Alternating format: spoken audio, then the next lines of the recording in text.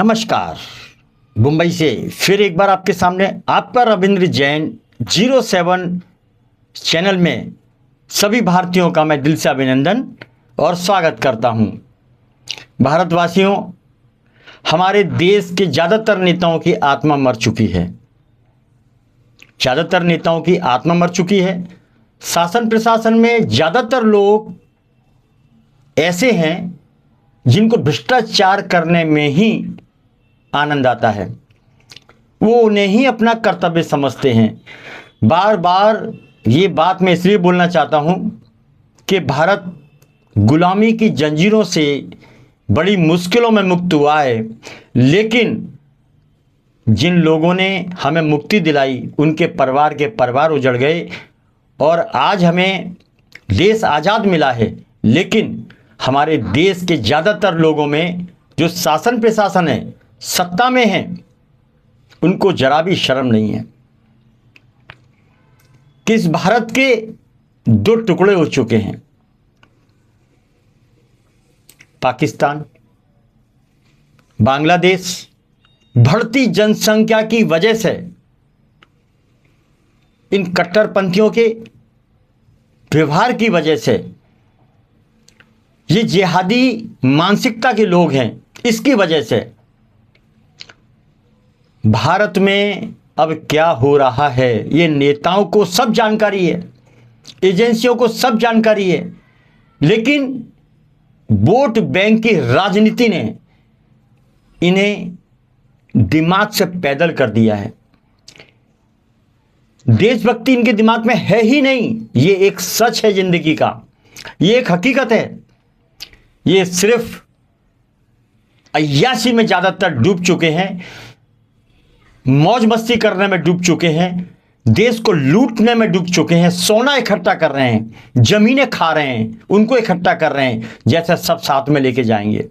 उन्हें ये नहीं मालूम है जो तुम बोयोगे वही काटोगे और जैसा तुम कर्म करोगे तुम्हें फल वैसा ही मिलेगा।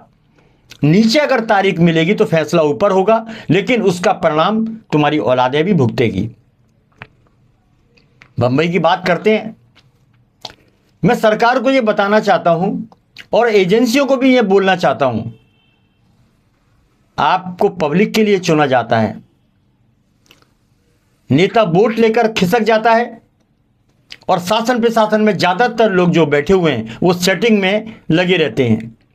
उन्हें जनता से मतलब है ही नहीं, क्योंकि वो भी नेताओं के तरीके पे चलते हैं। नेता, शासन और प्रशासन, पूरा टीम इनका ऐसा है जिसे मौका मिलता है वो लूटने में लगा हुआ है। इनको शर्म है ही नहीं। बोतल और बुलबुल ने, नोटों की गड्डियों ने इनकी मानसिकता को पैदल कर दिया है। पाप पुण्य का कोई अर्थ इनको समझ में नहीं आता है। सिर्फ बातें करते हैं, इनके मन में छल कपट दगा भरा हुआ है।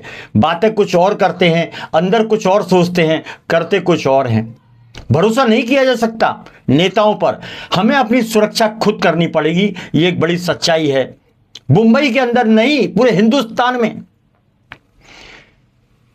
योगी पर लोगों को भरोसा होने लगा है और योगी स्टाइल पर भरोसा लोगों को होने लगा है, क्योंकि योगी ने जिहादियों को उनको जहन्नुम पहुंचाने का काम किया है, जिहादियों को उनकी औकात बताने का काम किया है। लेकिन उत्तर प्रदेश का इतिहास एक अलग है, लेकिन महाराष्ट्र का इतिहास बहुत गजब का है।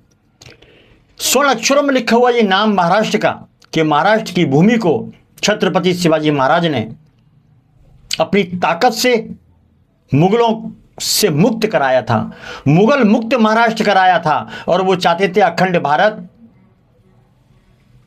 उन अकेले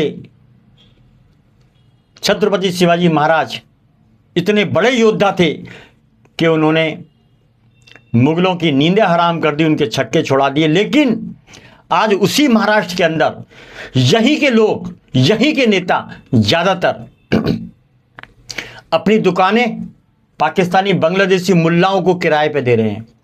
और यही के स्थानीय नेता जो बुलबुल का शौक रखते हैं, दारू में पड़े रहते हैं। मैं बिंदास बोल रहा हूं, आज मैं शर्म नहीं करूंगा। छत्रपति शिवाजी महाराज का नाम खराब करने वाले यही के स्थानीय कुछ लोग हैं, कुछ इसमें नेता हैं। और शासन प्रशासन की तो बात आप जान लो कि 99%। पूरी मिली भगत। बोतल का बहुत शौक है, बुलबुल का बहुत शौक है, इसीलिए महाराष्ट्र के मुंबई शहर में हर कोने कोने में फेरी वालों के रूप में, ठेले वालों के रूप में, जूस वालों के रूप में ये रैकेट एक मकड़ी के जाले की तरह फैल चुका है। और एक नया खुलासा करते हैं, पाकिस्तानी बांग्लादेशी मुल्ला हिंदुस्तानी मुल्लाओं से मिलके अब तो इनकी लड़कियां और औरतें ये मैदान में कूद चुकी हैं, उन्हें भरपूर पैसा मिलता है और वो हिंदू लड़कियों को टारगेट करने में लगी हुई हैं, लव जिहाद में फंसाने में लगी हुई हैं। समझ लीजिए आगे क्या होगा। देश को बड़ा खतरा है, लेकिन यहां के नेताओं को कोई फर्क नहीं पड़ता है। क्यों?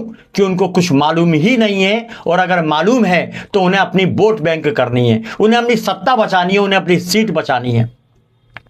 अरे जब भारत के ऊपर बड़ी आपदा आ जाएगी, जैसे मुगलों ने कब्जा किया, कैसे कब्जा किया? देश में गद्दार मौजूद हैं इसलिए कब्जा किया। अंग्रेजों ने इसलिए कब्जा किया कि देश में गद्दार हैं, उन्हें बुलबुल चाहिए, बोतल चाहिए, नोटों की गड्डी चाहिए, ये सौदा कर देंगे अपने देश का। मत शर्मिंदा करो अपने भारत को, और अपने देश को बचाओ, अपनी जनता को बचाओ। देखिए इजराइल भी एक देश है, लेकिन वहां पर जिहादी नाम का कोई कीड़ा नहीं है। ये कीड़ा भारत में है और पूरी दुनिया को बर्बाद करने में तुला हुआ है ये जिहादी कीड़ा।